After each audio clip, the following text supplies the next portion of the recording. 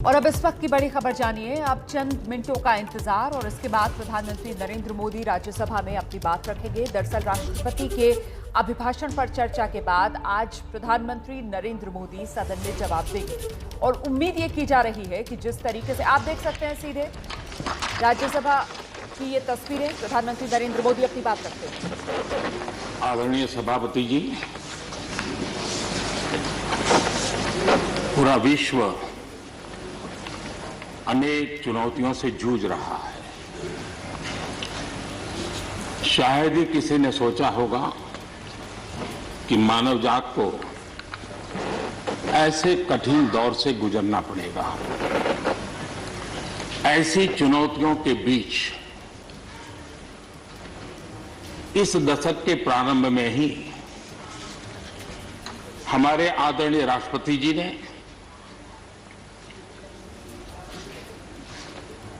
जो संयुक्त सदन में अपना उद्बोधन दिया,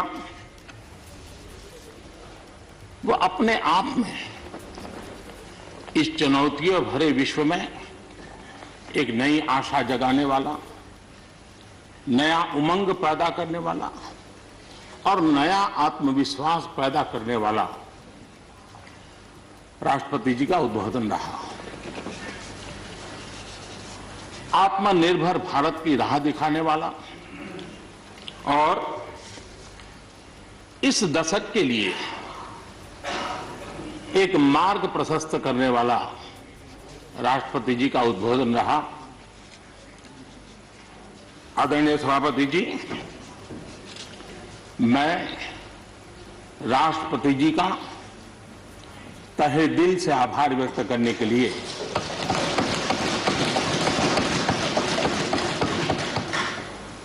आज आप सबके बीच खड़ा हूं।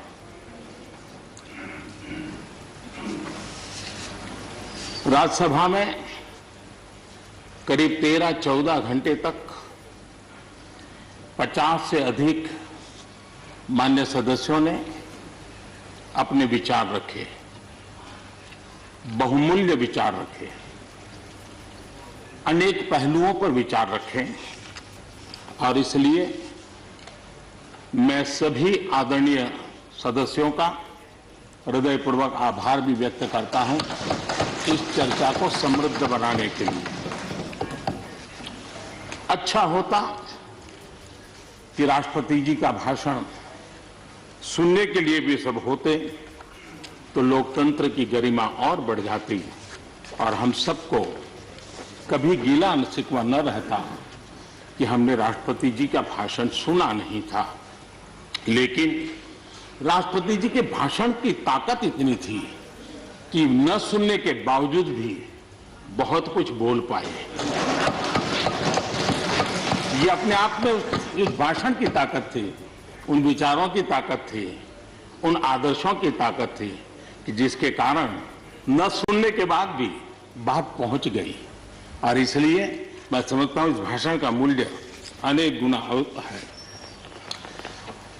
आदरणीय सभापति जी, जैसे मैंने कहा, अनेक चुनौतियों के बीच राष्ट्रपति जी का इस दशक का प्रथम भाषण हुआ।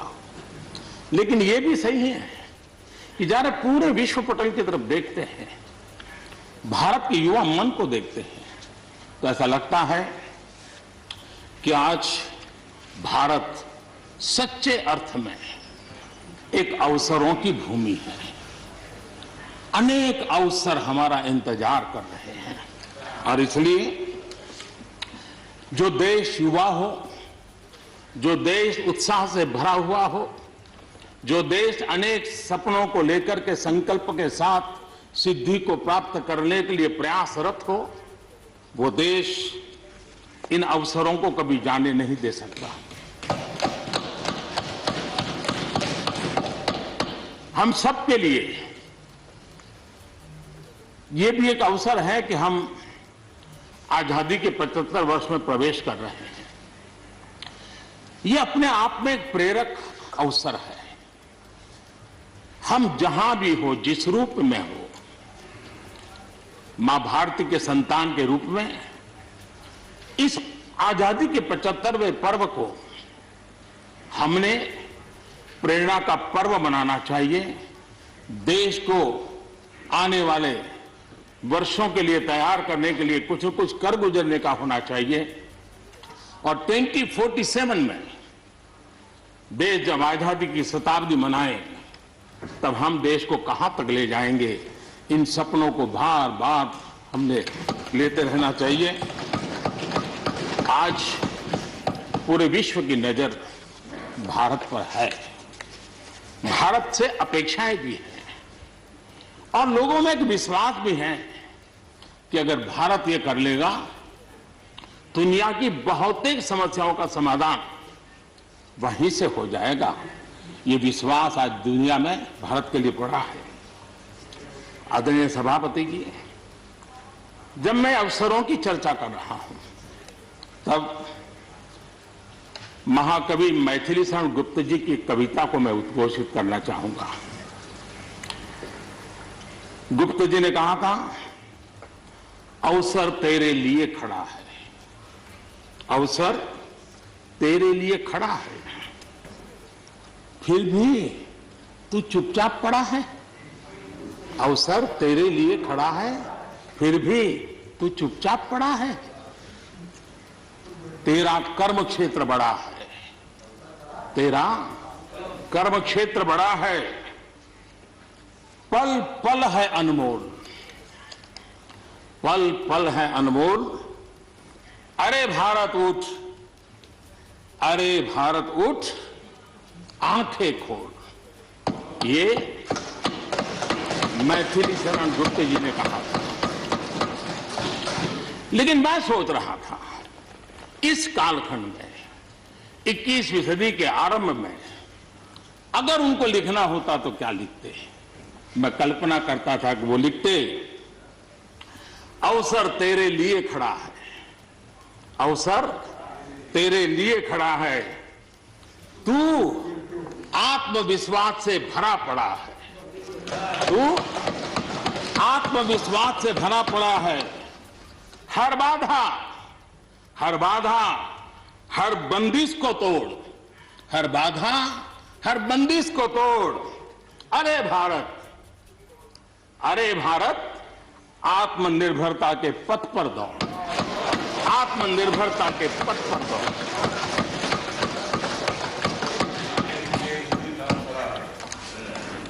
आदरणीय सभापति जी, कोरोना के दौरान किस प्रकार की वैश्विक परिस्थितियां बनी, कोई किसी की मदद कर सके ये असंभव हो गया। एक देश दूसरे देश को मदद न कर सके,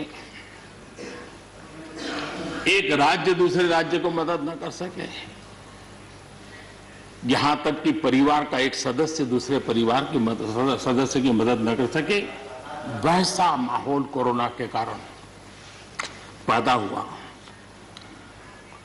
भारत के लिए तो दुनिया ने बहुत आशंकाएं जताई थी, विश्व बहुत चिंतित था कि अगर कोरोना की इस महामारी में अगर भारत अपने आप को संभाल नहीं पाया तो न सिर्फ भारत लेकिन पूरी मानव जात के लिए कितना बड़ा संकट आ जाएगा, ये आशंकाएं सबने जताई। करोड़ों लोग फंस जाएंगे, लाखों लोग मर जाएंगे। हमारे यहां भी डराने के लिए भरपूर बातें भी हुई। अरे ये क्यों हुआ, ये मेरा सवाल नहीं है, क्योंकि एक अननोन एनिमी क्या कर सकता है किसी को अंदाज नहीं था। हर एक ने अपने अपने तरीके से आकलन किया था। लेकिन भारत ने अपने देश के नागरिकों की रक्षा करने के लिए एक अननोन एनिमी से, और जिसकी कोई पूर्व परंपरा नहीं थी कि ऐसी चीज को ऐसे डील किया जा सकता है, इसके लिए ये प्रोटोकॉल हो सकता, कुछ पता नहीं था। एक नए तरीके से, नए सोच के साथ हर किसी को चलना था। हो सकता है कुछ विद्वान सामर्थ्यवान लोग, उनको कुछ और विचार हो सकता है, लेकिन था ये कि एक अननोन एनिमी था और हमें रास्ते भी खोजने थे, रास्ते बनाने भी थे और लोगों को बचाना भी था। उस समय जो भी ईश्वर ने बुद्धि, शक्ति, सामर्थ्य दिया, इस देश ने उसको करते हुए देश को बचाने में भरसक काम किया है। और आज दुनिया इस बात का गर्व कर रही है कि इस वाकई भारत ने दुनिया की मानव जात की रक्षा करने में बहुत बड़ी अहम भूमिका निभाई। ये लड़ाई जीतने का यश किसी सरकार को नहीं जाता है, न किसी व्यक्ति को जाता है, लेकिन हिंदुस्तान को तो जाता है। गर्व करने में क्या जाता है? विश्व के सामने आत्मविश्वास के साथ बोलने में क्या जाता है? इस देश ने किया है। गरीब से गरीब व्यक्ति ने इस बात को किया है। उन समय सोशल मीडिया में देखा होगा, फुटपाथ पर एक छोटी झोपड़ी लगा करके बैठी हुई एक बूढ़ी मां, वो भी घर के बाद की झोपड़ी के बाहर दिया जला करके भारत के शुभ के लिए कामना करते। हम उसकी मजाक उड़ा रहे हैं, उस भावनाओं का मखौल उड़ा रहे हैं। समय है, जिसने कभी स्कूल का दरवाजा नहीं देखा था, उसके मन में भी देश के लिए जो भी दिया जला करके भी देश की सेवा कर सकता हूं तो करूं, इस भाव से किया था। और उसने देश में एक सामूहिक शक्ति का जागरण किया था, अपनी शक्ति का, सामर्थ्य का परिचय करवाया था। लेकिन उसकी भी मजाक उड़ाने में मजा आ रहा है। विरोध करने के लिए कितने मुद्दे हैं जी, और करना भी चाहिए, लेकिन ऐसी बातों में न उलझे जो देश के मनोबल को तोड़ते हैं, जो देश के सामर्थ्य को नीचा आंकते हैं। इससे कभी लाभ नहीं होता है। हमारे कोरोना वॉरियर्स, हमारे फ्रंटलाइन वर्कर्स, आप कल्पना कर सकते हैं जी, जब चारों तरफ भाई कहीं किसी से कोरोना आ जाएगा तो ऐसे समय ड्यूटी करना, अपनी जिम्मेवारियों को निभाना, ये छोटी चीजें नहीं है। इसका गर्व करना चाहिए, उनका आदर करना चाहिए।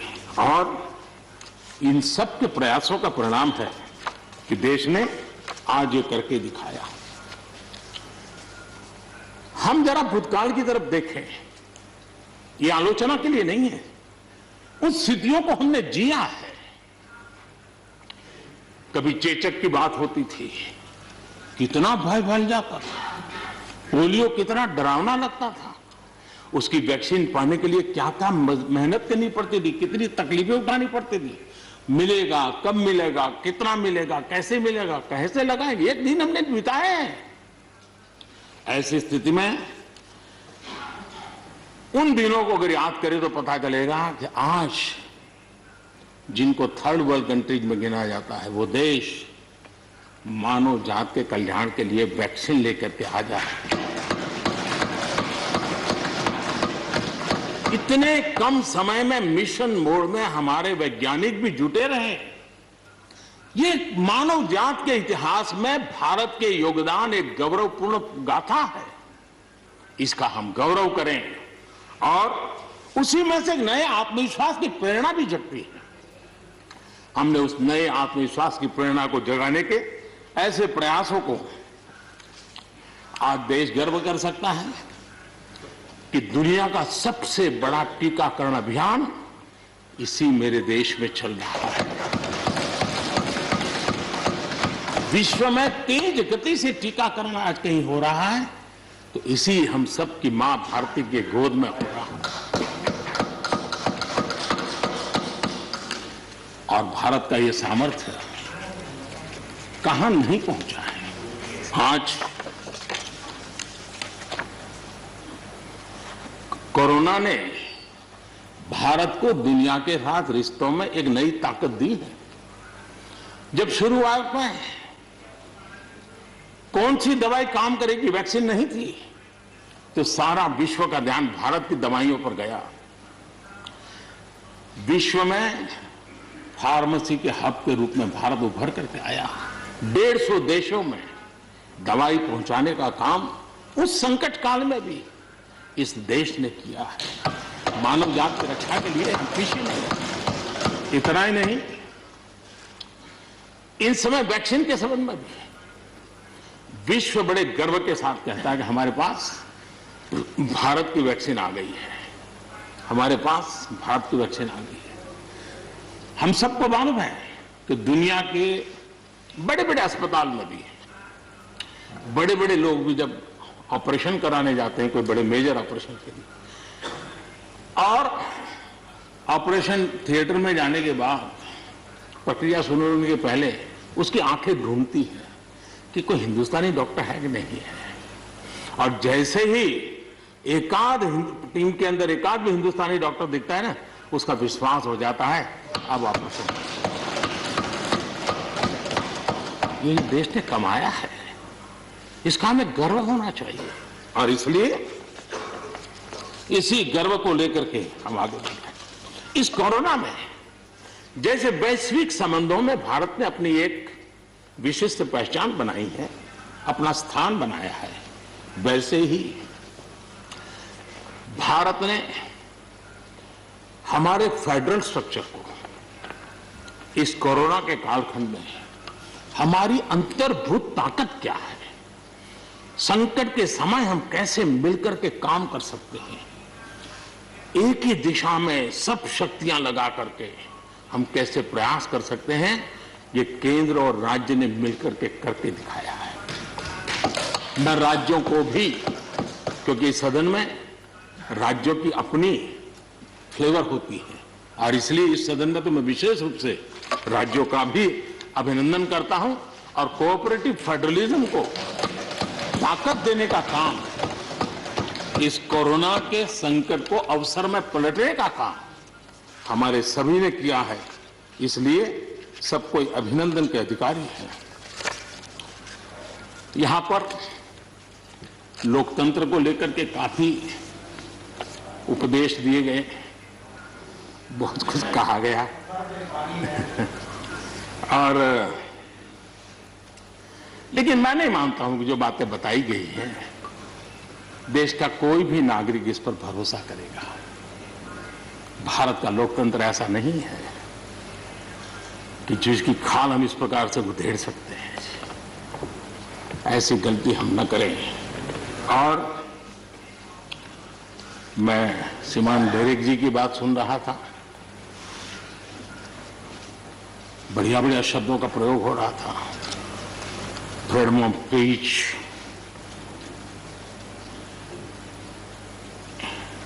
इंटिमिडेशन,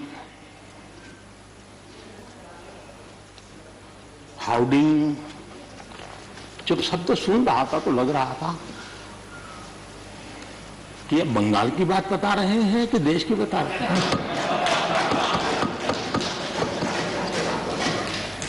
स्वाभाविक है, 24 घंटे वही देखते हैं, वही सुनते हैं, तो वही बात शायद गलती से यहां बता दी होगी।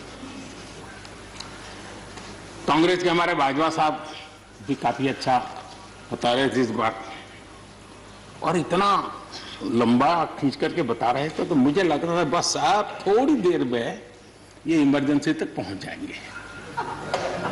मुझे लग रहा था थोड़ी देर में एक कदम बार बाकी है, वो 84 तक पहुंच जाएंगे, लेकिन वो वहां नहीं गए। खैर, कांग्रेस देश को बहुत निराश करती है, आपने भी निराश कर दिया।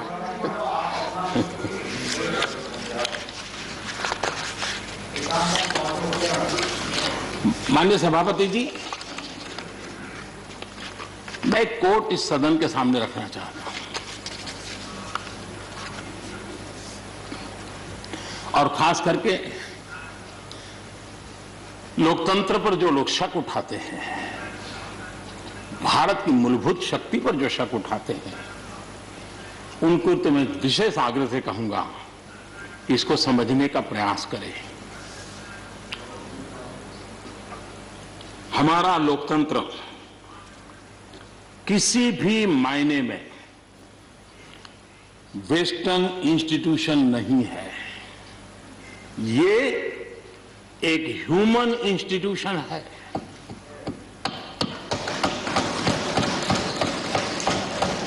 भारत का इतिहास लोकतांत्रिक संस्थानों के उदाहरणों से भरा पड़ा है। प्राचीन भारत में 81 गणतंत्रों का वर्णन हमें मिलता है। आज देशवासियों को भारत के राष्ट्रवाद पर चौतरफा हो रहे हमले से आगाह करना जरूरी है। भारत का राष्ट्रवाद ना तो संकीर्ण है, न स्वार्थी है और ना ही आक्रामक है। ये सत्यम शिवम सुंदरम के मूल्यों से प्रेरित है। अनकोट। आदरणीय सभापति जी, ये कोटेशन आजाद हिंद फौज की प्रथम सरकार के प्रथम प्रधानमंत्री नेताजी सुभाष चंद्र बोस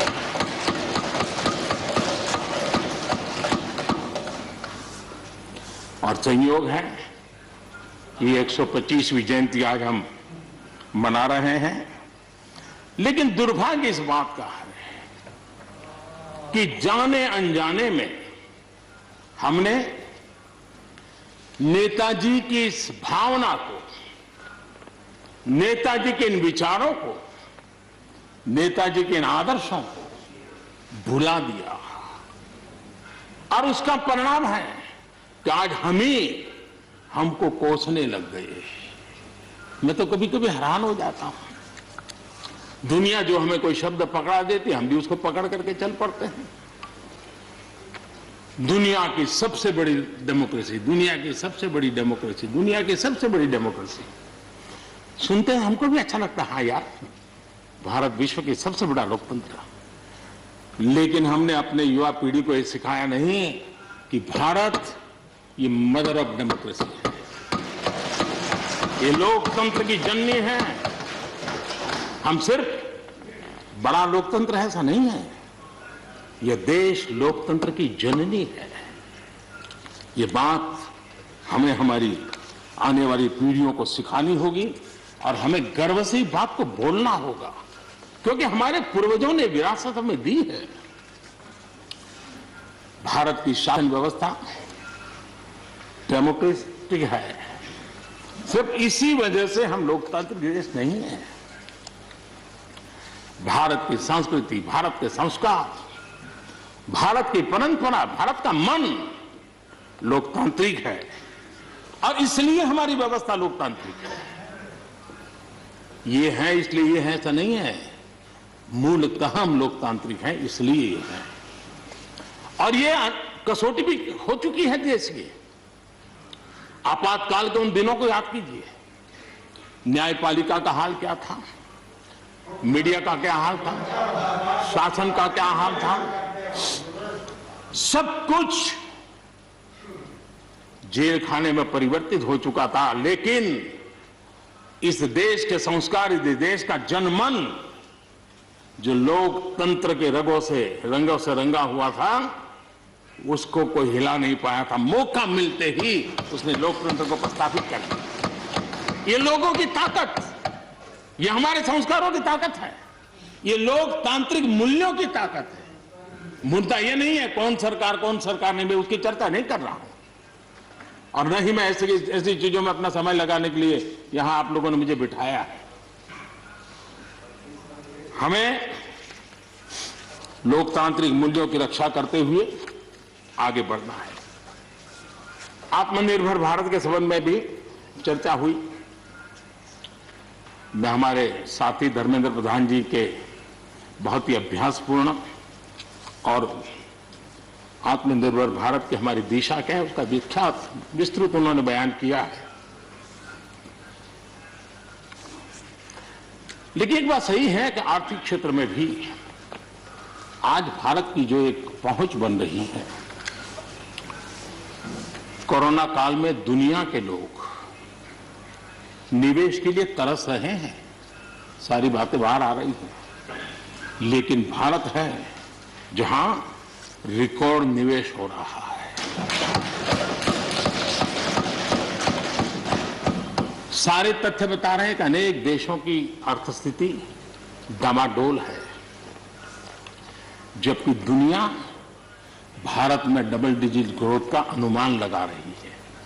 एक तरफ निराशा का माहौल है तो हिंदुस्तान में एक आशा की किरण नजर आ रही है।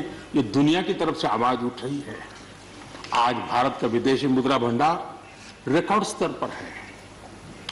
आज भारत में अन्न उत्पादन रिकॉर्ड स्तर पर है। भारत आज दुनिया में दूसरा बड़ा देश है जहां पर इंटरनेट यूजर है। भारत में आज हर महीने 4 लाख करोड़ रुपए का लेन देन डिजिटली हो रहा है, यूपीआई के माध्यम से हो रहा है, यूपीआई के माध्यम से। याद कीजिए, यहां के इसी सदन के भाषण में सुन रहा था 2 साल 3 साल पहले, लोगों के पास मोबाइल कहां है, टिकना कहां है, लोग डिजिटल कैसे करेंगे। ये देश की ताकत देखिए, हर महीने 4 लाख करोड़ रुपए भारत मोबाइल फोन के निर्माता के रूप में दुनिया का दूसरा सबसे बड़ा देश बना है। भारत में रिकॉर्ड संख्या में स्टार्टअप्स, यूनिकॉर्न्स, और जिसका विश्व में जय जयकार होने लगा है। इसी धरती पे हमारी युवा पीढ़ी कर रही है। रिन्यूएबल एनर्जी के क्षेत्र में विश्व के पहले 5 देशों में हमने अपनी जगह बना ली है और आने वाले दिनों में हम ऊपर ही चढ़ते जाने वाले हैं। जल हो, थल हो, नभ हो, अंतरिक्ष हो, भारत हर क्षेत्र में अपनी रक्षा के लिए अपने सामर्थ्य के साथ खड़ा है। सर्जिकल स्ट्राइक हो या एयर स्ट्राइक, भारत की कैपेबिलिटी को दुनिया ने देखा है। आदरणीय सभापति जी, 2014 में जब पहली बार मैं इस सदन में आया था, इस परिसर में आया था, और मुझे नेता के रूप में जब चुना गया था, तो मेरे पहले भाषण में मैंने कहा था कि मेरी सरकार गरीबों को समर्पित है। मैं आज दोबारा आने के बाद भी यही बात को दोहरा रहा हूं। और हम न हमारी डायरेक्शन बदली है, न हमने डाइल्यूट किया है, न डाइवर्ट किया है। उसी मिजाज के साथ हम काम कर रहे हैं, क्योंकि इस देश में आगे बढ़ने के लिए हमें गरीबी से मुक्त होना ही होगा। हमें प्रयासों को जोड़ते ही जाना होगा। पहले के प्रयास हुए होंगे तो उसमें और जोड़ना ही पड़ेगा। हम रुक नहीं सकते। जितना कर लिया बहुत है, नहीं रुक सकते। हमें और करना ही होगा। आज मुझे खुशी है कि जो मूलभूत आवश्यकता है ईज ऑफ लिविंग के लिए, और जिसमें से आत्मविश्वास पैदा होता है, और एक बार गरीब के मन में आत्मविश्वास भर गया, गरीब खुद गरीबी को चुनौती देने की ताकत के साथ खड़ा हो जाएगा। गरीब किसी का मदद के मोहताज नहीं रहेगा। तो मेरा अनुभव है, और इसलिए मैं कहता हूं, मुझे खुशी है 10 करोड़ से ज्यादा शौचालय बने, 41 करोड़ से ज्यादा लोगों के बैंक खाते खुले, 2 करोड़ से अधिक गरीबों के घर बने, 8 करोड़ से अधिक मुफ्त गैस के कनेक्शन दिए गए, 5 लाख रुपए तक मुफ्त इलाज गरीब की जिंदगी में एक बहुत बड़ी ताकत बनकर के उभर रही है। ऐसी अनेक योजनाएं जो गरीबों के जीवन में बदलाव ला रही हैं, नया विश्वास पैदा कर रही हैं। आदरणीय सभापति जी, चुनौतियां हैं। अगर चुनौतियां न होती, ऐसा कहीं कुछ नजर नहीं आएगा। दुनिया का समृद्ध में समृद्ध देश, उसको भी चुनौतियां होती हैं। उसकी चुनौती अलग प्रकार की होगी, हमारी चुनौती अलग प्रकार की है। लेकिन तय हमें यह करना है कि हम समस्या का हिस्सा बनना चाहते हैं कि हम समाधान का हिस्सा बनना चाहते हैं। बस ये पतली सी रेखा है।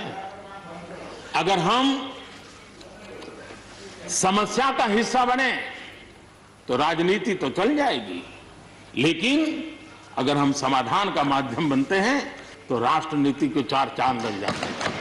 और इसलिए हमारा दायित्व है, हमें वर्तमान पीढ़ी के लिए भी सोचना है, हमें भावी पीढ़ी के लिए भी सोचना है। समस्या है, लेकिन मुझे विश्वास है हम साथ मिलकर काम करेंगे, आत्मविश्वास से काम करेंगे तो हम स्थितियों को भी बदलेंगे और हम इच्छित परिणाम भी प्राप्त कर सकेंगे।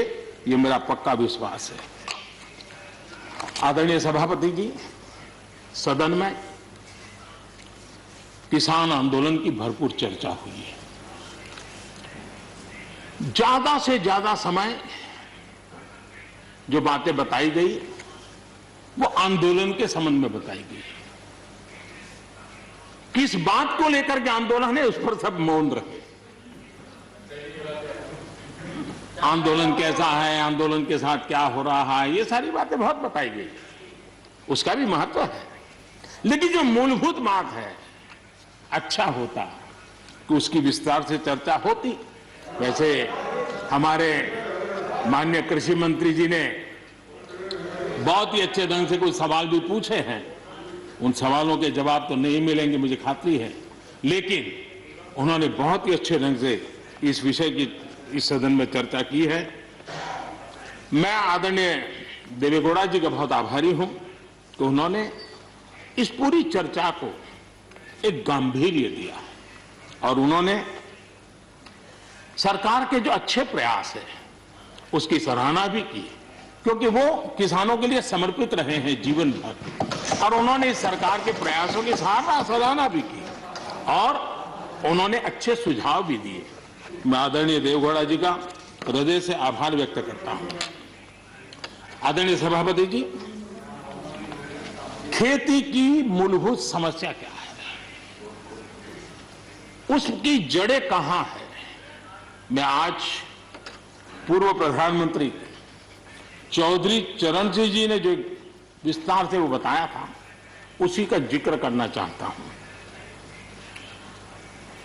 बहुत लोग हैं जो चौधरी साहब की विरासत संभालने का गर्व करते हैं, वो जरूर इस बात को समझने का शायद प्रयास करेंगे। वो अक्सर 1970-71 जो एग्रीकल्चर सेंसस हुआ था उसका जिक्र उनकी भाषण में हमेशा आता था और उल्लेख करते थे। चौधरी चरण सिंह जी ने क्या कहा था, उनका कोट है, किसानों का सेंसस लिया गया तो 33% किसान ऐसे हैं जिनके पास जमीन 2 बीघे से कम है, 2 बीघे नहीं है, 2 बीघे तक है, 2 बीघे से कम। 18% जो किसान कहलाते हैं उनके पास 2 बीघे से 4 बीघे जमीन है, यानी आधा हेक्टर से 1 हेक्टर, ये 51% किसान है। ये चाहे कितनी मेहनत करे अपनी छोटी सी जमीन पर इनकी गुजर ईमानदारी से उसमें हो नहीं सकती। ये चौधरी चरण सिंह जी का कोट है। छोटे किसानों की दयनीय स्थिति चौधरी चरण सिंह जी के लिए बहुत ही हमेशा पीड़ा देती थी, वह हमेशा उसकी चिंता करते थे। अब हम आगे देखें, ऐसे किसान जिनके पास 1 हेक्टर से भी कम जमीन होती है, 1971 में वे 51% थे, आज 68% हो चुके हैं।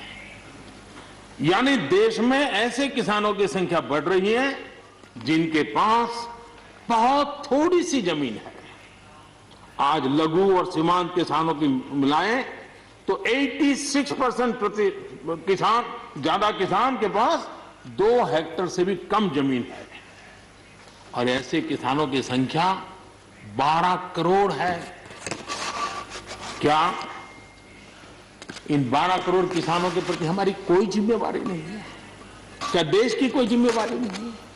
क्या हमने कभी हमारी योजनाओं के केंद्र में इन 12 करोड़ किसानों को रखना पड़ेगा कि नहीं रखना पड़ेगा? ये सवाल का जवाब चौधरी चरण सिंह जी हमारे लिए छोड़ करके गए हैं। हमें जवाब को ढूंढना होगा।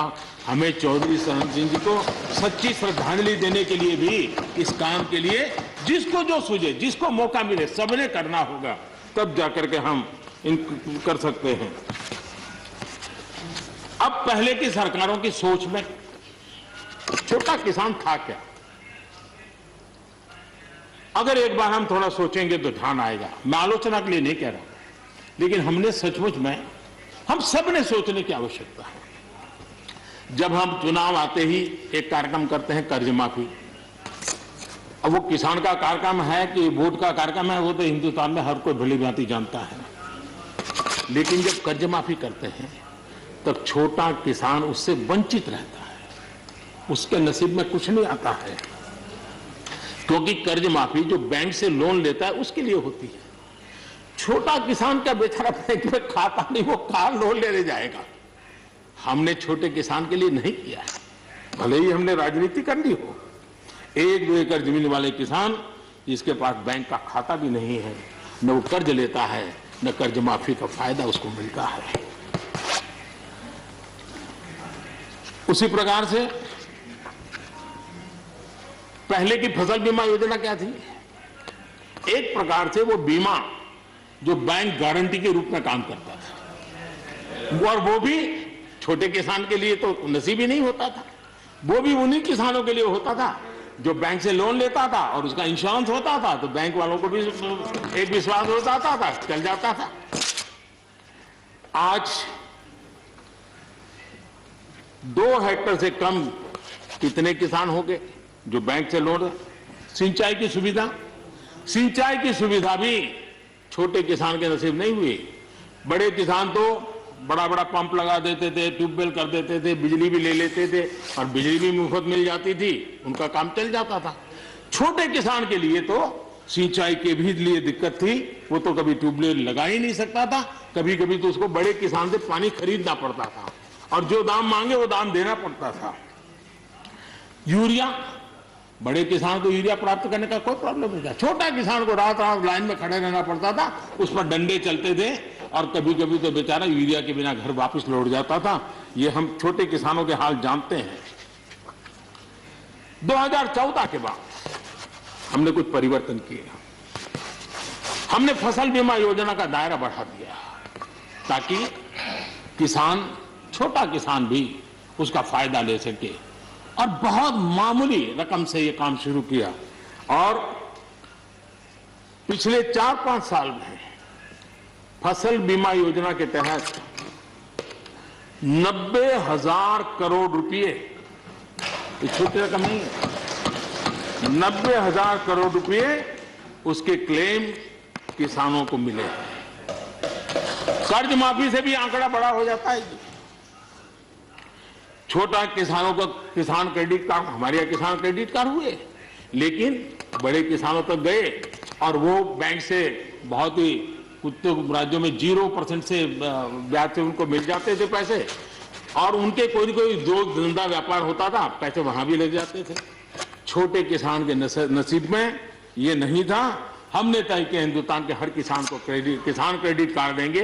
इतना ही नहीं, हमने उसका तो दायरा फिशरमैन तक भी बढ़ा दिया ताकि वो भी इसका फायदा उठा सके। और 2.25 करोड़ से ज्यादा किसानों तक ये किसान क्रेडिट का काम पहुंच चुका है, और बाकी भी राज्यों से आग्रह कर रहे हैं कि लगातार उसको आगे बढ़ाएं ताकि ज्यादा से ज्यादा किसान इसका लाभ उठा सके, और राज्यों की मदद जितनी ज्यादा मिलेगी उतना ज्यादा ये काम हो जाएगा। उसी प्रकार से हम एक योजना ले आए, प्रधानमंत्री सम्मान निधि योजना। सीधे किसान के खाते में, और ये गरीब किसान को जिसके पास कभी इस प्रकार की मदद नहीं पहुंची। 10 करोड़ ऐसे परिवार हैं जिनको इसका लाभ मिल गया। और अगर बंगाल में राजनीति आड़े न आती तो बंगाल के किसान भी अगर जुड़ गए होते तो ये आंकड़ा उससे भी ज्यादा होता, और अब तक 1,15,000 करोड़ रुपया इन किसानों के खाते में गया। ये गरीब छोटे किसान, उनके पास गया है।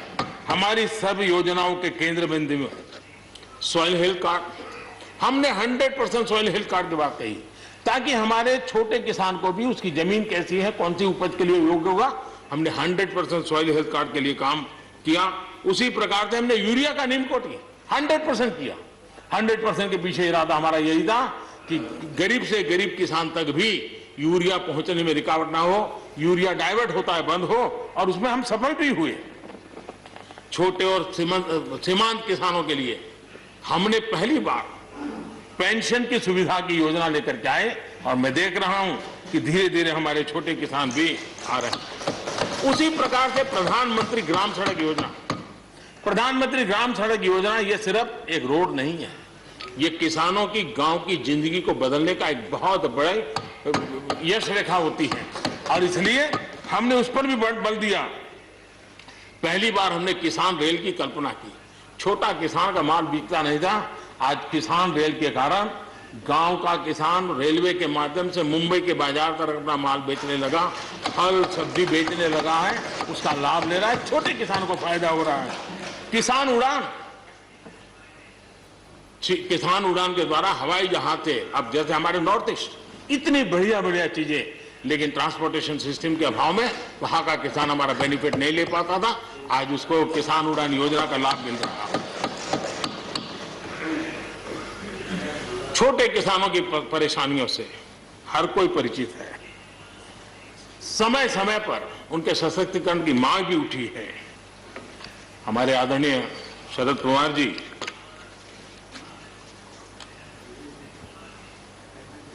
और कांग्रेस के भी हर किसी ने, हर सरकार ने कृषि सुधारों की वकालत की है।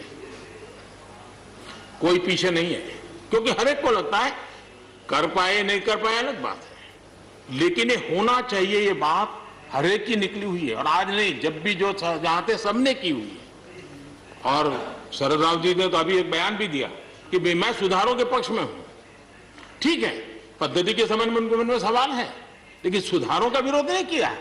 और इसलिए मैं समझता हूं कि हमें इस विषय में हमारे साथी श्रीमान सिंधिया जी ने बहुत ही अच्छे ढंग से कई पहलुओं पर इस कानून को लेकर के यहां पर ये सारी बातें पिछले 2 दशक से लगातार चल रही है, हर फोरम में चली। ऐसा नहीं है कि कोई हमारे आने के बाद हर ने कहा और हर एक को लगा कि अब समय आ गया, हो जाए, अब समय आ गया। ये ठीक है, फुटस्टॉप कॉमा कोई इधर उधर हो सकता है, कोई ये दावा नहीं कर सकता है कि भाई हमारे समय की सोच बहुत ही बढ़िया थी। मैं भी दावा नहीं कर सकता हूं कि हमारे समय की सोच बढ़िया है, 10 साल के बाद कोई नई सोच आ ही नहीं सकती। ऐसा नहीं होता है जी। ये समाज जीवन परिवर्तनशील होता है। आज के समय हमें जो ठीक लगा चलो चले, आगे सुधार करेंगे, नई चीजों को जोड़ेंगे। यही तो प्रगति का रास्ता होता है जी। रुकावटें डालने से प्रगति कहां होती है जी। और इसलिए, लेकिन मैं हैरान हूं, अचानक यू टर्न ले लिया भाई, ऐसा क्यों किया? ठीक है, आप आंदोलन के मुद्दों को लेकर के इस सरकार को घेर लेते हैं, लेकिन साथ साथ किसानों को भी कहते हैं कि भाई बदलाव बहुत जरूरी है, बहुत साल हो गए, अब नई चीजों को लेना पड़ेगा, तो देश आगे बढ़ता है। लेकिन अब मुझे लगता है कि राजनीति इतनी हावी हो जाती है कि अपने ही विचार छूट जाते हैं। लेकिन जो ये सब कर रहे हैं अच्छा है। आदरणीय डॉक्टर मनमोहन सिंह जी यहां मौजूद है, मैं उन्हीं का एक कोट आज पढ़ना चाहता हूं। हो सकता है जो यू टर्न कर रहे हैं वो मेरी बात माने या न माने, मनमोहन सिंह जी की तो बात जरूर मानेंगे। There are other rigidities because of the whole marketing regime set up in the 1930s, which prevent our farmers from selling their produce where they get the highest rate of return. It is our intention to remove all those handicaps which come in the way of India realizing its vast potential as one large common market. ये आदरणीय मनमोहन सिंह जी का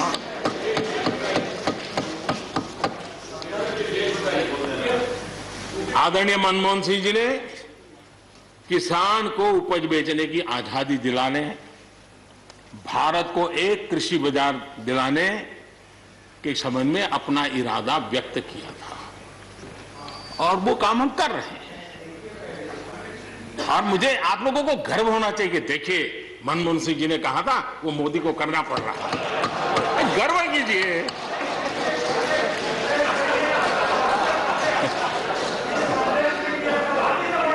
please please.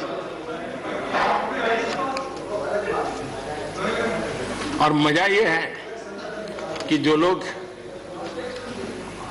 Political बयानबाजी करते हैं उछल उछल करके, उनके राज्यों में भी जब उनको मुकाबला है, इसी में से आधा अधूरा कुछ न कुछ किया ही किया है हर किसी ने। यहां जो विरोध में दल है उनकी भी जहां सरकारें हैं वहां आधा अधूरा कुछ न कुछ तो किया ही है, क्योंकि उनको भी मालूम है रास्ते का रास्ता तो यही है। और मैंने देखा इस चर्चा में लॉ का जो स्पिरिट है उस पर किसी की चर्चा नहीं हुई है। शिकायत दिया गया तरीका ठीक नहीं था, जल्दी कर दिया, इसको नहीं पूछा, ये रहता है। वो तो परिवार में शादी होती है तो भी फूफी नाराज होकर के कहती है मुझे कहां बुलाया। वो तो रहता है, इतना बड़ा बड़ा परिवार है तो रहता ही है।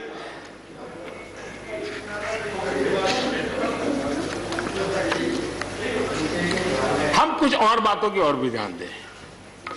अब देखिए, दूध उत्पादन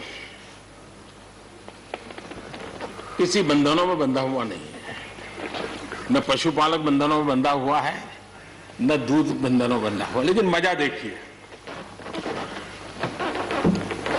दूध के क्षेत्र में या तो प्राइवेट या कोऑपरेटिव, दोनों ने एक ऐसी बड़ी मजबूत चेन बनाई है, दोनों मिलकर के इस काम को कर रहे हैं और एक बेहतरीन सप्लाई चेन हमारे देश में बनी है। इसको हमने जो अच्छा है उसको, और ये मेरे काल में नहीं बना है, आप भी इसका गर्व कर सकते हैं, मेरे काल से पहले बना हुआ है, हमें गर्व करना चाहिए। फल सब्जी से जुड़े व्यवसाय में ज्यादातर बाजारों का सीधा संपर्क रहता है, बाजारों की दखल हट गई है, इसका लाभ मिल रहा है। क्या डेयरी वाले, फल सब्जी खरीदने वाले उद्यमी, पशुपालकों की किसान, क्या जमीन पर कब्जा हो जाता है उनका? पशुपालन पर, पशु पे कब्जा हो जाता है? नहीं होता, दूध बिकता है, पशु नहीं बिकता है जी। हमारे देश में डेयरी उद्योग का योगदान कृषि अर्थव्यवस्था के कुल मूल्य में 28% से भी ज्यादा है। यानी इतना बड़ा हम एग्रीकल्चर की चर्चाएं करते हैं, इस पहलू को हम भूल जाते हैं। 28% कंट्रीब्यूशन है और करीब करीब 8 लाख करोड़ रुपयों का कारोबार है। जितने रुपए का दूध होता है उसका मूल्य अनाज और दाल दोनों मिला ले तो उससे ज्यादा है। हम कभी इस तरफ देखते ही नहीं है।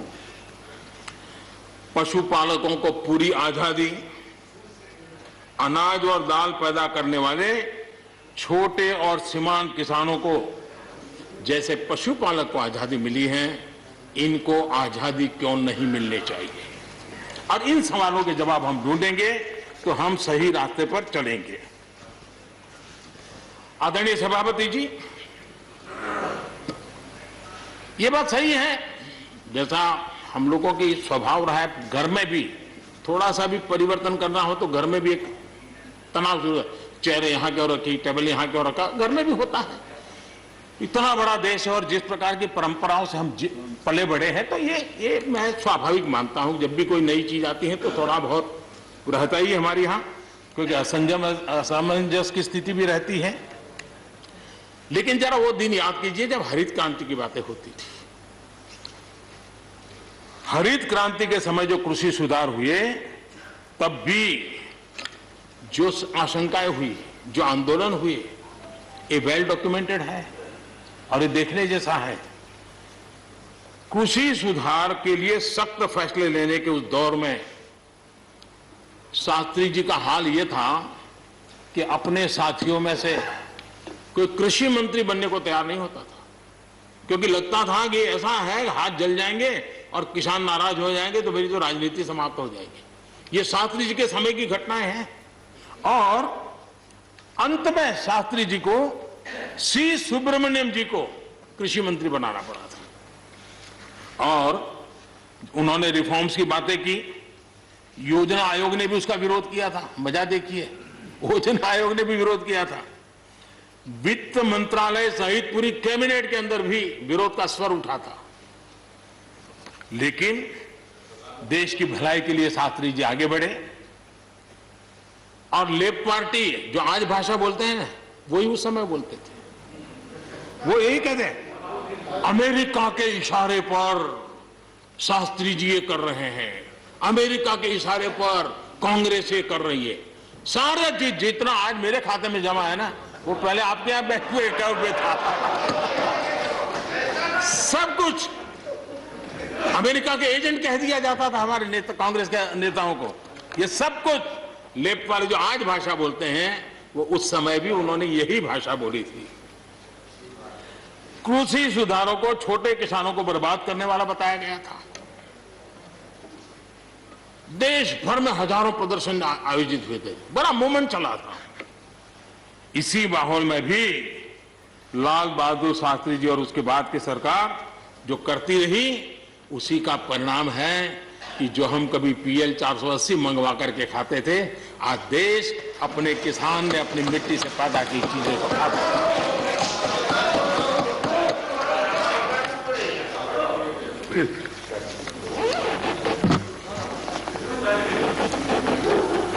रिकॉर्ड उत्पादन के बावजूद भी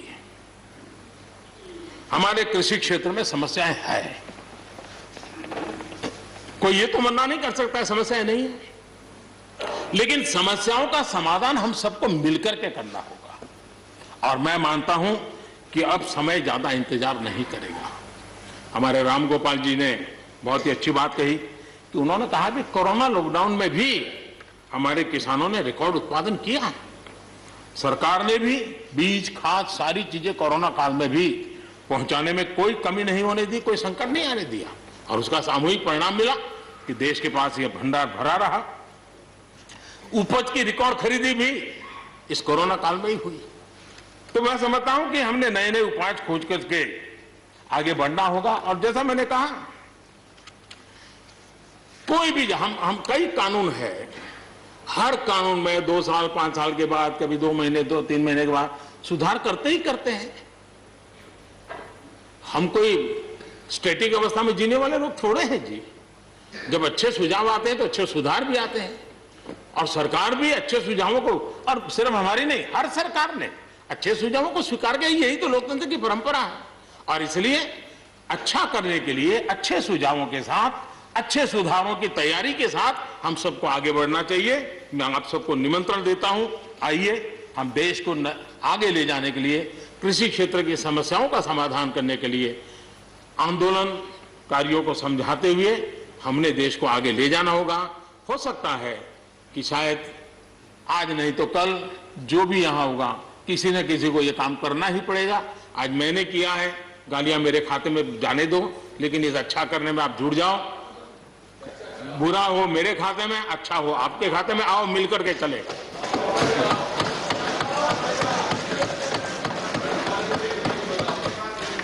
और मैं लगातार, हमारे कृषि मंत्री जी लगातार किसानों से बातचीत कर रहे हैं, लगातार मीटिंगें हो रही हैं, और अभी तक कोई तनाव पैदा नहीं हुआ है।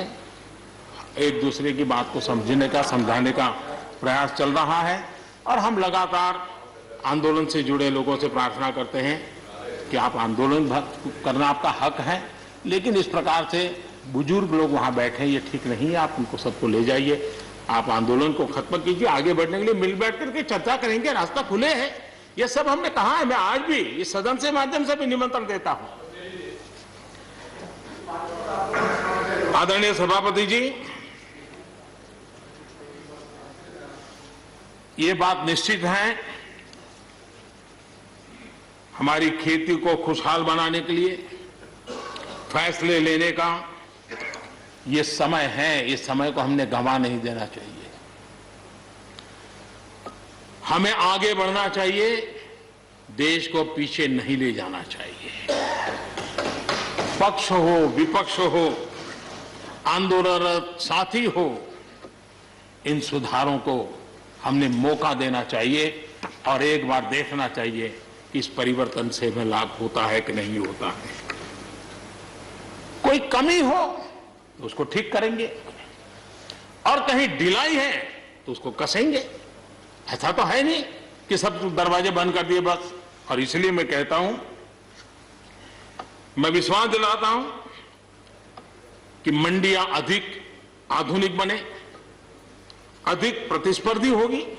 इस बार बजट में भी उसके लिए हमने प्रावधान किया है। इतना ही नहीं, एमएसपी है, एमएसपी था, एमएसपी रहेगा। इस सदन की पवित्रता समझे हम। जिन 80 करोड़ से अधिक लोगों को सस्ते में राशन दिया जाता है वो भी कंटिन्यू रहेगा। इसलिए मेहरबानी करके भ्रम फैलाने के काम में हम न जुड़े, क्योंकि हमको देश ने एक विशिष्ट जिम्मेवारी दी है। किसानों की आय बढ़ाने के जो दूसरे उपाय हैं उन पर भी हमें बल देने की जरूरत है। आबादी बढ़ रही है, परिवार के अंदर सदस्यों की संख्या बढ़ रही है, जमीन के टुकड़े छोटे होते जा रहे हैं। ऐसी स्थिति में हमें कुछ न कुछ ऐसा करना ही होगा ताकि किसानी पर बोझ कम हो और हमारे किसान के परिवार के लोग भी रोजी रोटी कमाने के लिए उनके लिए हम और अवसर उपलब्ध करा सकें। इनकी तकलीफों को दूर करने के लिए हमने काम करना होगा। और मैं मानता हूं कि हम अगर देर कर देंगे, हम अगर अपने ही राजनीतिक समीकरणों में फंसे रहेंगे तो हम किसानों को अंधकार की तरफ धकेल देंगे। कृपा करके हमें उज्जवल किसानों के उज्जवल भविष्य के लिए इससे बचना चाहिए। मैं सबसे प्रार्थना करता हूं, हमें इस बात की चिंता करनी होगी।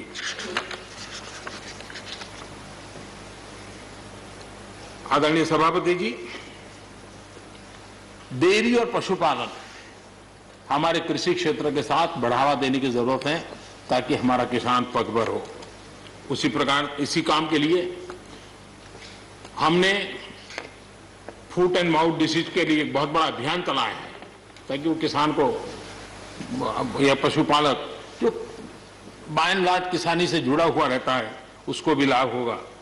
हमने फिशरीज को भी एक अलग बल दिया, अलग मिनिस्ट्री बनाई और 20,000 करोड़ रुपए मत्स्य संपदा योजना के लिए लगाया है ताकि ये पूरे क्षेत्र को एक नया बल मिले।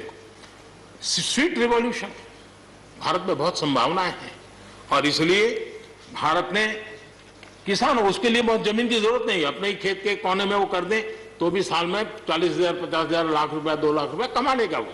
और इसलिए हम स्वीट रिवॉल्यूशन, शहद के लिए, हनी के लिए, उसी प्रकार से बी वैक्स, दुनिया में बी वैक्स की मांग है, भारत बी वैक्स एक्सपोर्ट कर सकता है। हमने उसके लिए एक माहौल बना और किसान के खेत में ही छोटे किसान होगा तो एक कोने में वो एक नई कमाई कर सकता है। हमने इसको जोड़ना होगा और मधुमक्खी पालन के लिए कोई सैकड़ों एकड़ जमीन की जरूरत नहीं है, वो आराम से अपने यहां कर सकता है। सोलर पंप, सोलर हम कहते हैं अन्नदाता ऊर्जादाता बने, उसके खेत में ही वो अपनी सोलर सिस्टम से ऊर्जा भी पैदा करे, सोलर पंप चलाए, अपनी पानी की आवश्यकता को पूरी करे, उसके खर्च को, बोझ को बंद करे और फसल एक लेता है तो 2 ले, 2 लेता है तो 3 ले। क्रॉप पैटर्न में बदल करना है तो बदल कर सके, उसकी दिशा में हम जा सकते हैं। और एक बात है, भारत की ताकत ऐसी समस्याओं के समाधान करने की और नए रास्ते खोजने की रही है, आगे भी खुलेंगे। लेकिन कुछ लोग हैं जो भारत अस्थिर रहे, अशांत रहे, इसे लगातार कोशिशें कर रहे हैं। हमें इन लोगों को जानना होगा। हम ये न भूलें कि पंजाब के साथ क्या हुआ।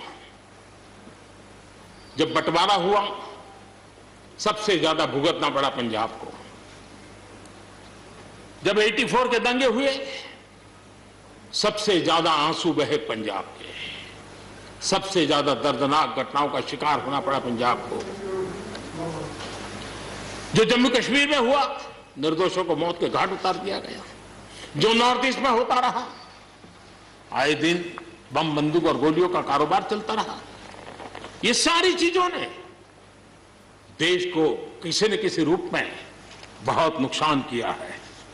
इसके पीछे कौन ताकतें हैं, हर समय हर सरकारों ने इसको देखा है, जाना है, परखा है, और इसलिए हमें उस जज्बे से इन सारी समस्याओं के समाधान के लिए हम तेजी से आगे बढ़े। और हम ये न भूलें कि कुछ लोग हमारे खास करके पंजाब के, खास करके सिख भाइयों के दिमाग में गलत चीजें भरने में लगे हैं। ये देश हर सिख के लिए गर्व करता है। देश के लिए क्या कुछ नहीं किया इन्होंने,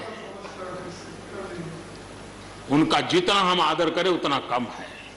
गुरुओं की महान परंपरा को, मेरा भाग्य रहा है मुझे पंजाब की रोटी खाने का अवसर मिला है। मैं जिंदगी में बहुत महत्वपूर्ण वर्ष पंजाब में बिताए हैं, इसलिए मुझे मालूम है। और इसलिए जो भाषा उनके लिए कुछ लोग बोलते हैं, उनको गुमराह करने के जो लोग प्रयास करते हैं, इससे कभी देश का भला नहीं होगा। और इसलिए हमें इन दिशा में चिंता करने की आवश्यकता है। आदरणीय सभापति महोदय, हम लोग कुछ शब्दों से बड़े परिचित हैं। श्रमजीवी, बुद्धिजीवी, ये सारे शब्दों से परिचित हैं। लेकिन मैं देख रहा हूं कि पिछले कुछ समय से इस देश में एक नई जमात पैदा हुई है, एक नई बिरादरी सामने आई है, और वो है आंदोलनजीवी। ये जमात आप देखोगे, वकीलों का आंदोलन है वो न वहां नजर आएंगे, स्टूडेंट का आंदोलन है वो वहां नजर आएंगे, मजदूर का आंदोलन है वो वहां नजर आएंगे, कभी पर्दे के पीछे, कभी पर्दे के आगे। एक पूरी टोली है जी जो आंदोलनजीवी है। वो आंदोलन के बिना जी नहीं सकते हैं और आंदोलन से जीने के लिए रास्ते खोजते रहते हैं। हमें ऐसे लोगों को पहचानना होगा कि वो जो सब जगह पे पहुंच करके और बड़ा आइडियोलॉजिकल स्टैंड दे देते हैं, गुमराह कर देते हैं, नए नए तरीके ढूंढवा बता देते हैं। देश आंदोलनजीवी लोगों से बचे, इसके लिए हम सबको, और ये उनकी ताकत है। उनका क्या है, खुद खड़ा नहीं कर सकते चीजें, किसी की चल रही तो जाके बैठ जाते हैं, वो अपना जो जितने दिन चले चल जाता है उनका। ऐसे लोगों को पहचानने की बहुत आवश्यकता है। ये सारे आंदोलनजीवी परजीवी होते हैं।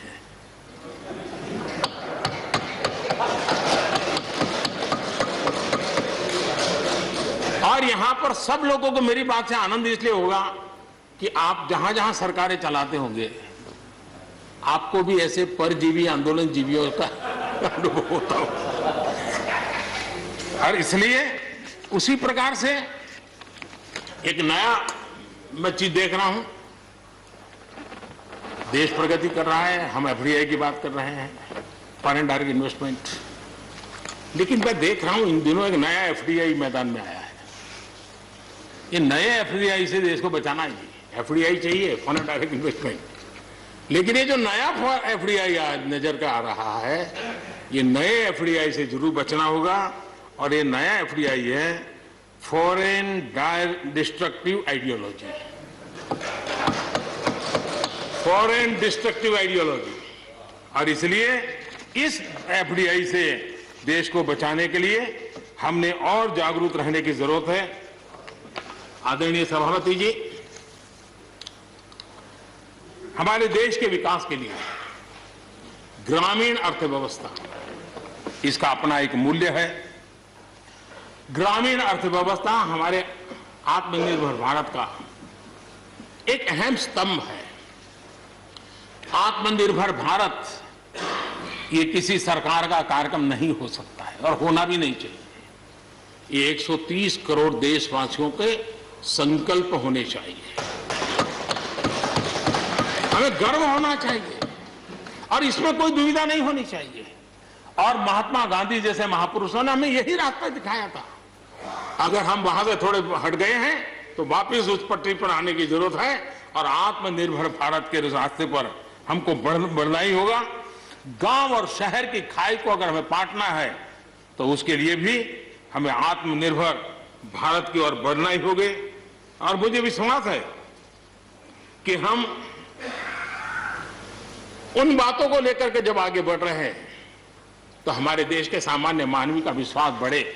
जैसे अभी प्रश्नोत्तर काल के अंदर जल जीवन मिशन की चर्चा हो रही थी, इतने कम समय में 3 करोड़ परिवारों तक घर में पीने का पानी पहुंचाने का नल कनेक्शन देने का काम हो चुका है। आत्मनिर्भरता तभी संभव जब अर्थव्यवस्था में सभी की भागीदारी हो। हमारी सोनल बहन ने अपने भाषण में बहनों बेटियों की भागीदारी पर फोकस करने की उन्होंने विस्तार से चर्चा की। कोरोना काल में चाहे राशन हो, आर्थिक मदद हो या मुफ्त गैस सिलेंडर, सरकार ने हर तरह से एक प्रकार से हमारी माताओं बहनों को असुविधा ना हो इसकी पूरी चिंता करने का प्रयास किया है। और उन्होंने एक शक्ति बनकर के चीजों को संभालने में मदद भी की है। जिस तरह इस मुश्किल परिस्थिति में हमारे देश की नारी शक्ति ने बड़े धैर्य के साथ परिवार को संभाला, परिस्थितियों को संभाला है। कोरोना के इस लड़ाई में हर परिवार की मातृशक्ति की बहुत बड़ी भूमिका रही है और उनका मैं जितना धन्यवाद करूं उतना कम। बहनों बेटियों का हौसला और मैं समझता हूं कि आत्मनिर्भर भारत में अहम भूमिका हमारी माताएं बहनें निभाएगी, मुझे पूरे विश्वास है। आज युद्ध क्षेत्र में भी हमारी बेटियों की भागीदारी बढ़ रही है। नए जो लेबर कोड बनाए हैं उसमें भी बेटियों के लिए हर सेक्टर में काम करने के लिए समान वेतन का हक दिया गया है। मुद्रा योजना से 70% जो लोन ली गई है वो हमारी बहनों के द्वारा ली गई है, यानी एक प्रकार से एडिशन। करीब 7 करोड़ महिलाओं की सहभागिता से 60 लाख से ज्यादा सेल्फ हेल्प ग्रुप आज आत्मनिर्भर भारत के प्रयासों को एक नई ताकत दे रहे हैं। भारत की युवा शक्ति पर हम जितना जोर लगाएंगे, हम जितने अवसर उनको देंगे, मैं समझता हूं कि वो हमारे देश के लिए भविष्य के लिए, उज्जवल भविष्य के लिए एक मजबूत नींव बनेंगे। जो राष्ट्रीय एजुकेशन पॉलिसी आई है उस राष्ट्रीय एजुकेशन पॉलिसी में भी हमारी युवा पीढ़ी के लिए नए अवसर देने का प्रयास हुआ है। और मुझे खुशी है कि एक लंबा अरसे समय गया एजुकेशन पॉलिसी पर चर्चा में, लेकिन उसकी स्वीकृति जिस प्रकार से देश में हुई है एक नया विश्वास पैदा किया है। और मुझे विश्वास है कि नई एजुकेशन पॉलिसी, नई राष्ट्रीय शिक्षा नीति हमारे देश के लिए एक नए तरीके से पढ़ने का विचार दिखा आगे। हमारा एमएसएमई सेक्टर, रोजगार के सबसे ज्यादा अवसर एमएसएमई सेक्टर को मिल रहे हैं। और जब कोरोना काल में जो स्टिमुलस की बात हुई उसमें भी एमएसएमई पर पूरा ध्यान दिया गया और उसी का परिणाम है कि आर्थिक रिकवरी में आज हमारे एमएसएमई बहुत बड़ी भूमिका निभा रहे हैं और हम इसको आगे बढ़ा रहे हैं। हम लोग प्रारंभ से सबका साथ, सबका विकास, सबका विश्वास का मंत्र लेकर के चल रहे हैं और उसी का परिणाम है कि नॉर्थ ईस्ट हो या नक्सल प्रभावित क्षेत्र, धीरे धीरे वहां हमारी समस्याएं कम होती जा रही हैं। और समस्याएं कम होने के कारण, सुख और शांति का अवसर पैदा होने के कारण विकास की मुख्य धारा में ये हमारे सभी साथियों को आने का अवसर मिल रहा है। अब भारत के उज्जवल भविष्य में ईस्टर्न इंडिया बहुत बड़ी भूमिका निभाएगा, ये मैं साफ देख रहा हूं और उसको हम पूरी मजबूती से काम रहे। मैं आदरणीय गुलाम नबी जी को सुन रहा था, वैसे भी बड़ी मृदुता, सौम्यता और कभी भी कटु शब्द का उपयोग न करना ये गुलाम नबी जी की विशेषता रही है।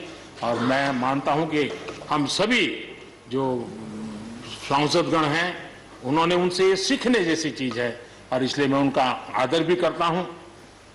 और उन्होंने जम्मू कश्मीर में जो चुनाव हुए उसकी तारीफ की। उन्होंने कहा कि बहुत लंबे समय से, और उन्होंने ये भी कहा कि मेरे दिल में जम्मू कश्मीर विशेष है और स्वाभाविक भी है। उनके दिल में ये होना, पूरे हिंदुस्तान के दिल में जम्मू कश्मीर उसी भाव से भरा पड़ा हुआ है। जम्मू कश्मीर आत्मनिर्भर बनेगा उस दिशा में हमारा वहां पंचायत के चुनाव हुए, बीडीसी के चुनाव हुए, डीडीसी के चुनाव हुए और इन सब की सराहना गुलाम नबी जी ने की है। इस प्रशंसा के लिए मैं आपका बहुत आभारी हूं। लेकिन मुझे डर लगता है, आपने प्रशंसा की,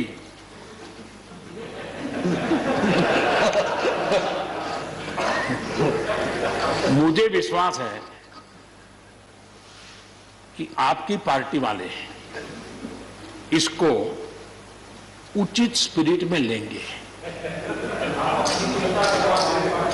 गलती से G23 की राय मान करके कुछ उल्टा न कर दे।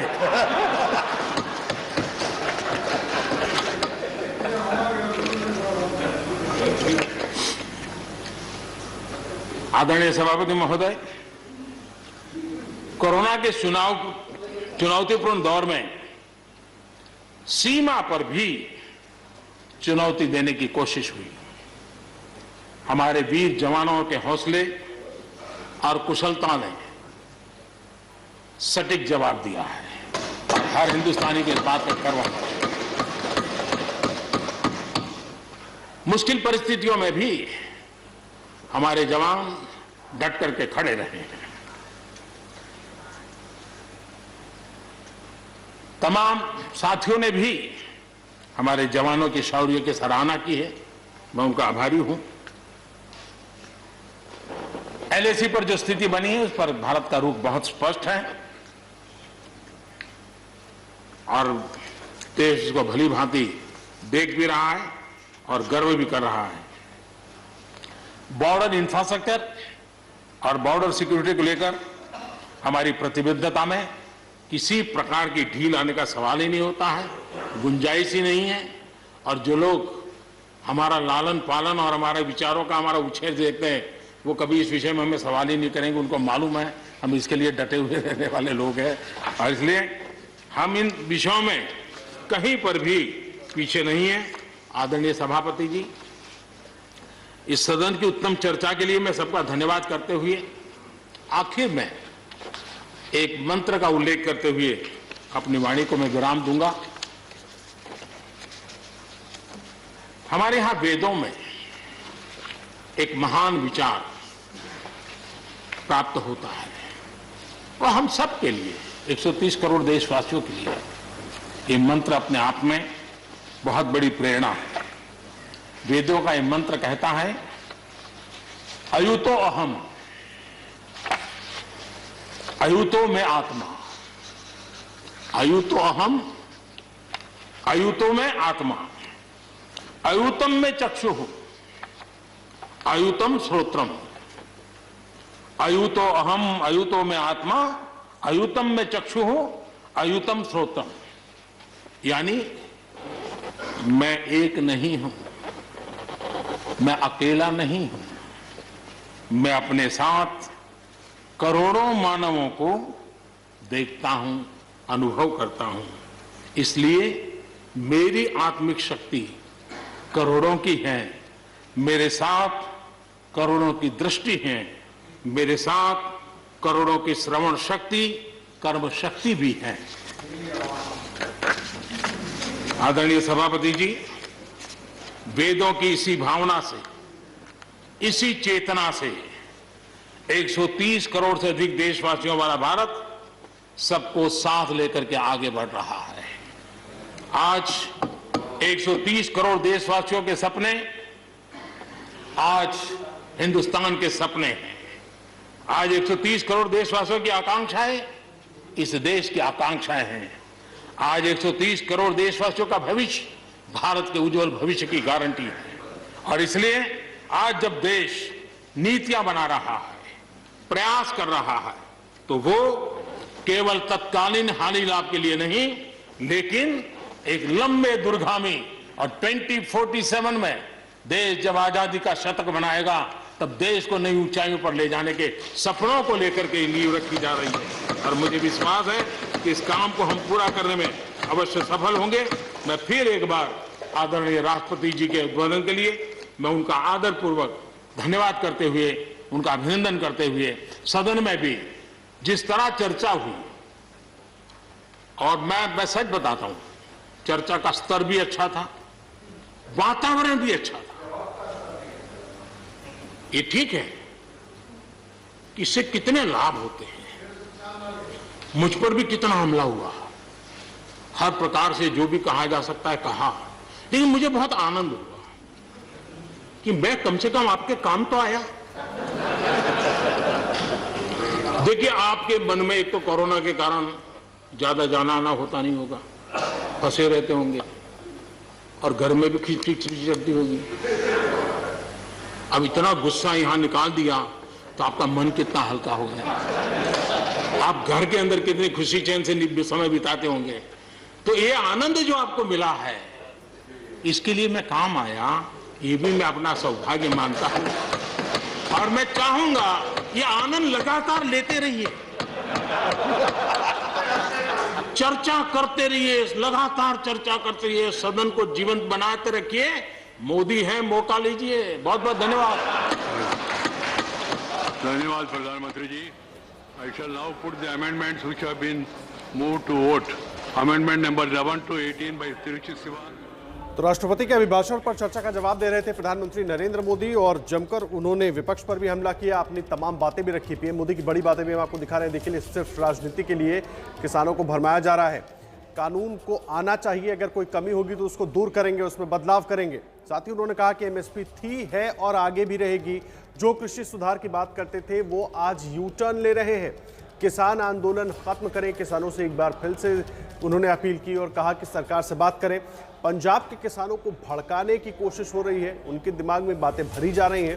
श्रमजीवी बुद्धिजीवी के बाद उन्होंने कहा कुछ लोग आंदोलनजीवी हो गए हैं और इन आंदोलनजीवियों से बचना बहुत जरूरी है क्योंकि ये दूसरों के आंदोलन को हाईजैक कर लेते हैं। एफडीआई का एक नया मतलब उन्होंने समझाया, फॉरेन डिस्ट्रक्टिव आइडियोलॉजी, और इससे हमें बचना होगा। सबसे बड़ी बात उन्होंने कही कि चर्चा हुई कृषि कानूनों को लेकर, लेकिन वो चर्चा केवल आंदोलन तक रह गई। आखिर ये आंदोलन खड़ा क्यों हुआ, कृषि कानूनों में क्या बातें हैं उन पर चर्चा क्यों नहीं हुई, क्यों नहीं समझाने की कोशिश की गई। और साफ साफ उन्होंने कहा कि कृषि सुधार की बात करते थे वो आज यू टर्न क्यों ले रहे हैं। आंदोलन खत्म करने के लिए प्रधानमंत्री मोदी ने अपने भाषण के दौरान किस तरह से अपील की और क्या कुछ बातें कही, एक बार वो भी आपको सुनवा देते हैं। लगातार किसानों से बातचीत कर रहे हैं, लगातार मीटिंगें हो रही हैं और अभी तक कोई तनाव पैदा नहीं हुआ है। एक दूसरे की बात को समझने का, समझाने का प्रयास चल रहा है और हम लगातार आंदोलन से जुड़े लोगों से प्रार्थना करते हैं कि आप आंदोलन करना आपका हक है, लेकिन इस प्रकार से बुजुर्ग लोग वहां बैठे ये ठीक नहीं है। आप उनको सबको ले जाइए, आप आंदोलन को खत्म कीजिए। आगे बढ़ने के लिए मिल बैठ करके चर्चा करेंगे, रास्ता खुले है। ये सब हमने कहा है, मैं आज भी इस सदन से माध्यम से भी निमंत्रण देता हूं।